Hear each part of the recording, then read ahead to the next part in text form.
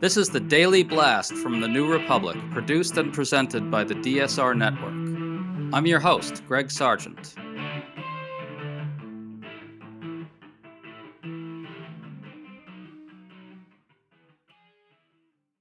After the New York Times reported that President Trump had backtracked on a major demand he'd made on Harvard University, he spiraled out of control in 3 wild tirades. He denied backtracking, demanded a correction from the Times, and levied a series of unhinged new threats against Harvard. What's interesting here, though, is how panicked, ineffective, and humiliated Trump looked as he fired off crazed, half-cocked threats at the university. Why don't more institutions grasp that standing firm in the face of Trump's bullying is the only way to diffuse it? We're talking about all this with Ryan Enos, a political scientist at Harvard who's been at the forefront of arguing that Harvard shouldn't cave. Ryan, nice to have you on. Thanks. I'm very glad to be here. So the Times reported that Harvard seems to have decided not to pay the $200 million that the Trump administration was demanding over claims that it had mishandled anti-Semitism on campus. Apparently, Harvard's leadership worried about the backlash to surrendering to Trump. They had to weigh that against the prospect of losing a lot of federal research grants, which the administration has been attempting to cut. Ryan, can you walk us through how all this happened and bring us up to date?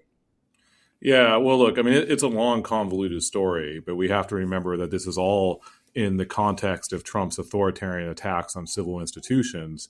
And the universities are just one of those, just like other authoritarians have done in other countries. Universities are a prime target. And everybody knew from day one that Harvard would be one of those prime targets, the prime target, because of its standing in American higher education. And so not long after Trump took office, he set off a series of demands to Harvard and went through and illegally canceled contracts that had been awarded to Harvard with the promise that these would come back, as ransom payments go, extortionary payments go, if Harvard acceded to a series of demands that essentially took away its independence as a university, that were completely an affront to the system of higher education in the United States. And then Harvard sued, led by the faculty and then joined by the university, and won these grants back after our research funding had been canceled. So supposedly in the background, at least we hear from the New York Times, that there's been a series of negotiations ongoing. And as you mentioned, when it was reported that Harvard was not going to pay out this sort of arbitrary yet very high sum of $200 million or $500 million, it's gone all over the place, that Trump seems to have lost it, for lack of a better term, and gone on a rant that now is $1 billion, which I think, just shows the arbitrariness of this whole situation. Well, Trump indeed exploded in fury at this news. He claimed on Truth Social that the Times has been fed a lot of nonsense by strongly anti-Semitic Harvard. He said, quote, "We are now seeking $1 billion in damages." He also said, "This should be a criminal, not civil event."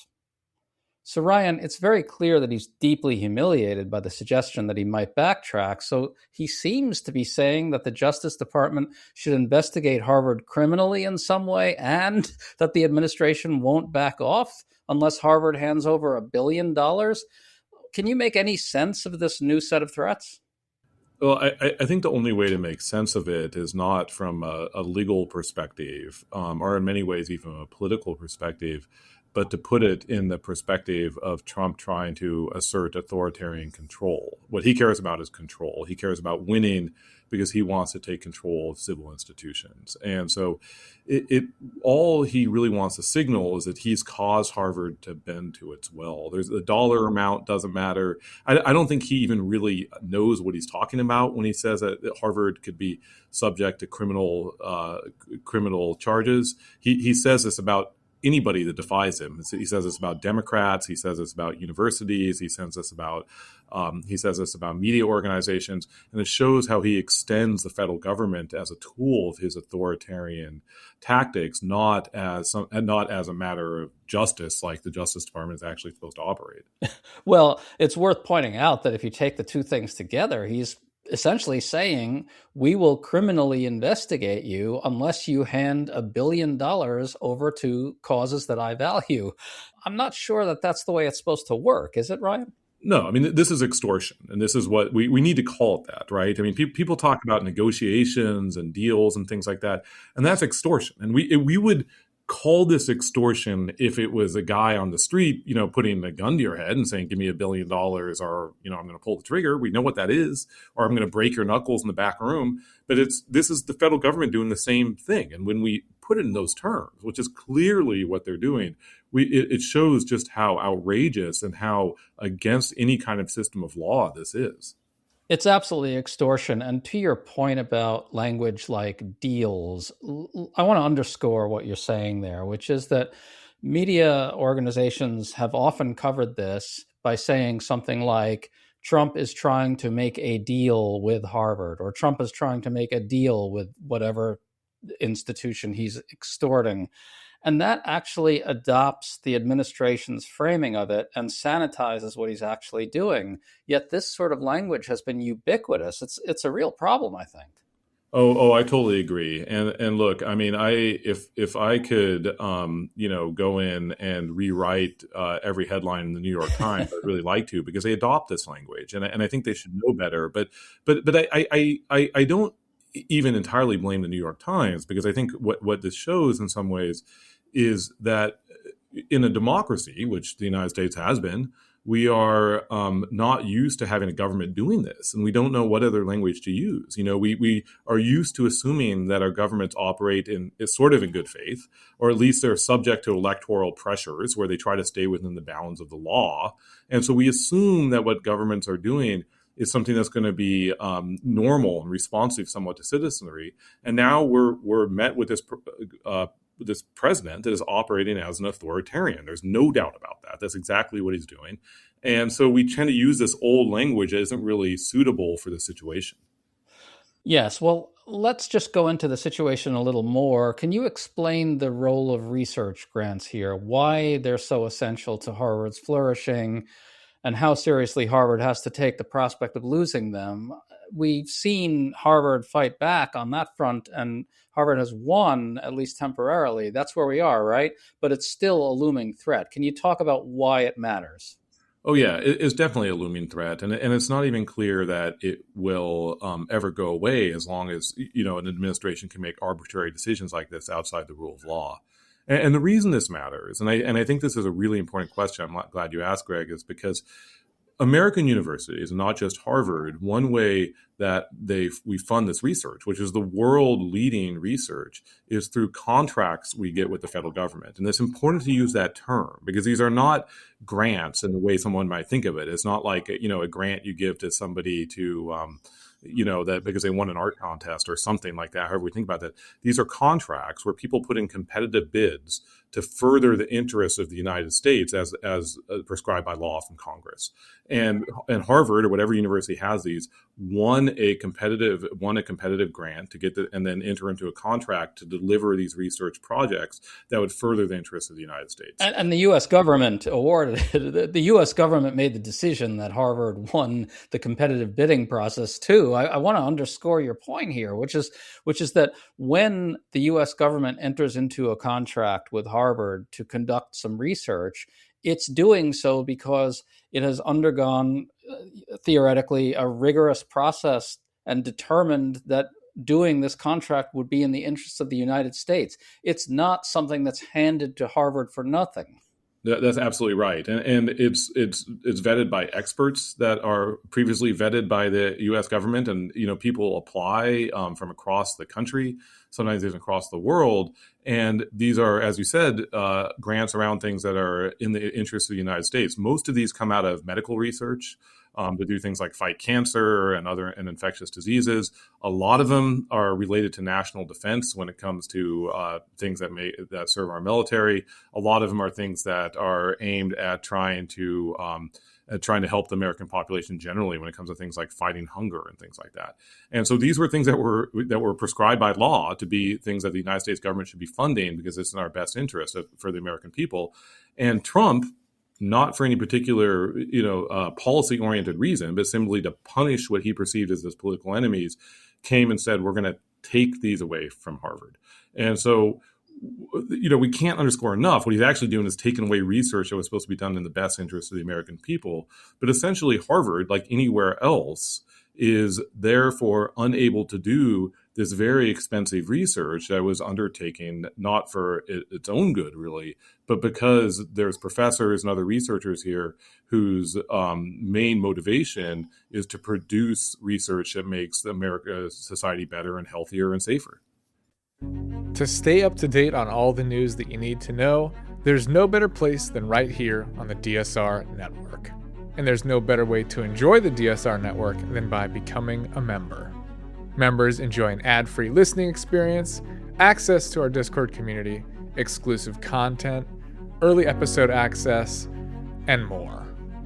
Use code DSR26 for a 25% off discount on sign up at thedsrnetwork.com. That's code DSR26 at thedsrnetwork.com/buy. Thank you and enjoy the show.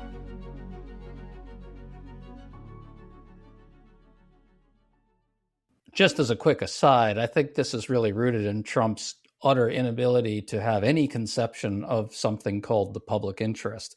To him, all he's doing is hurting Harvard in his head, right? And so it does hurt Harvard to lose these federal grants because Harvard relies on them for, the way it does business and survives as an institution and flourishes as an institution.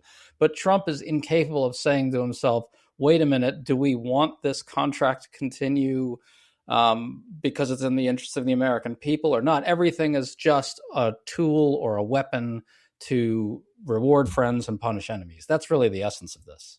Oh, of course. And this is, to use this term again, because it's 100% appropriate, this is the way authoritarians operate. They can't separate the national interest from their own interest. They think they are the same thing. And Trump has shown over and over again he's incapable of separating these things. He's willing to burn down any institution, be it our elections, be it free speech, be our trust in government, in order to serve his own ends. And that includes research that betters the American people. I mean, look, the Harvard School of Public Health, think about that. There's not any greater public good than that had to undergo a radical downsizing where they're losing faculty, they're losing their ability to do research, they're losing their ability to serve the public interest because Donald Trump thinks it's something he wants to target in a political game. And he's hurting the American people, but he thinks it's in his best interest.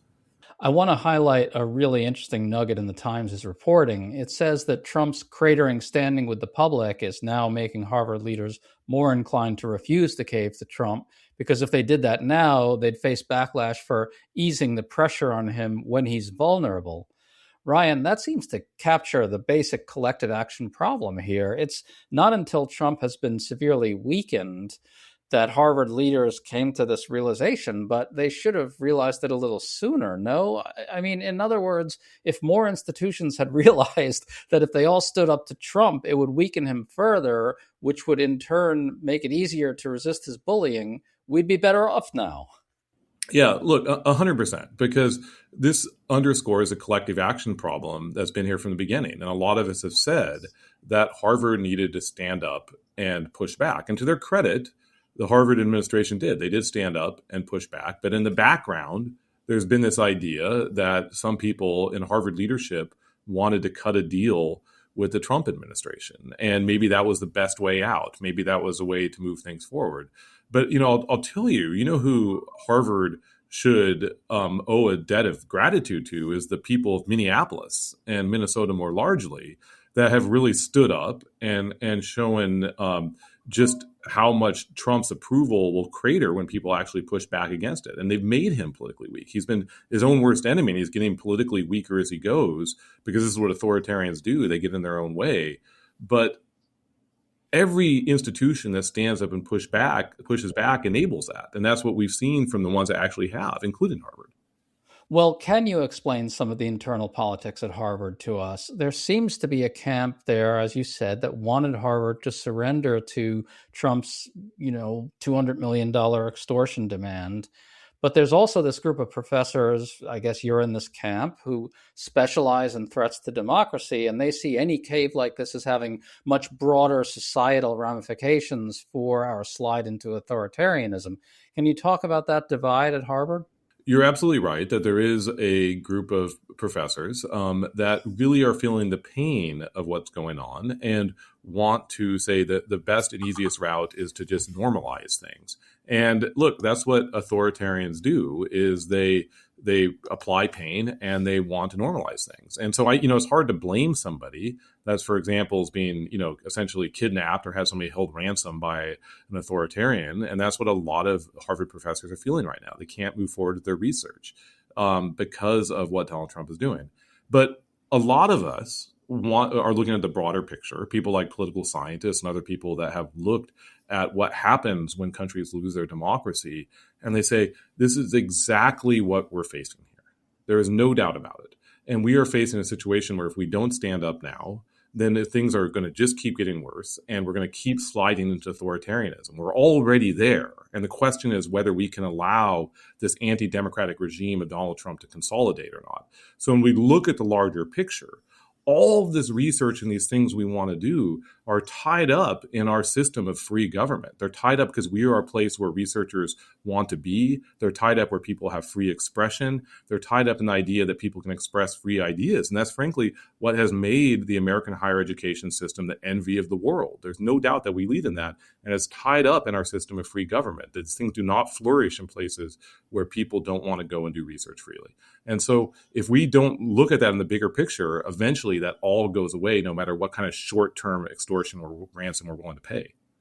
Why don't these other camps at Harvard, the ones that sort of aren't as preoccupied with the larger societal ramifications of all this, why aren't they aware of what you're saying? How do they respond when you bring this kind of thing up, when your camp brings this kind of thing up? Well, I think part of it is the collective action problem that we've noted, where everybody thinks maybe it's somebody else's job to push back and things will go back to normal. And of course, when that happens, eventually we all lose, right? We all put our head in the sand and we put them back up, our democracy is gone. But I think it's the easy human ability to push things off or to rationalize things away, to say maybe this isn't so bad. But I also think, and I think this is a problem that the American public is just waking up to, no matter Harvard professors and everybody else. In many ways, it doesn't matter how educated you are, where it's hard for us to see the threats that we're facing because we always assumed that these were things that happened in other countries. America was the democracy. We're the oldest democracy in the world. And in many ways, those of us that are alive now lived through the most fully democratic period of our democracy. And so it's hard for us to imagine a situation where when somebody like me says, no, our democracy is coming apart. In many ways, it's already come apart. And it's a matter of whether we can take it back to its full state or not. They think that's hyperbole because they're basing this somewhat rationally on the whole history they've seen behind things. And what they need to do is think about it more holistically and realize that, we are now in a system of competitive authoritarianism. And it's just about whether we manage to take our democracy back from that. Well, I'll tell you, it's really puzzling to me that this camp still persists in that set of views, because if you look at the broader picture here, Harvard has been winning some of the skirmishes in this war by fighting back. They have their federal funding, at least for now. Trump's efforts to prevent international students from enrolling hasn't panned out, again, at least for now. Harvard President Alan Garber is seen kind of widely as a real fighter for academic freedom and democracy, and he's getting feted for that. Meanwhile, universities that have caved to Trump were only rewarded by a renewed effort by Trump to extort more from them. So clearly the lesson is that standing up to Trump is the only way. So to close this out, Ryan, what happens now? Does Harvard hang tough, and does Harvard end up winning? Look, I think if they do hang tough, they're going to win. The courts are pushing back against Trump. I do. The courts are pushing back against Trump. The American people are pushing back against Trump. He is politically weak, and institutions that actually push back are winning against him. So if Harvard has the willpower to stand up and to do what's right, then I think it will absolutely win in the long run. It sure seems that way to me, and the alternative is just unthinkable. Ryan Enos, thanks so much for coming on, man. I really hope Harvard's leaders are listening to you. So do I. Thank you very much.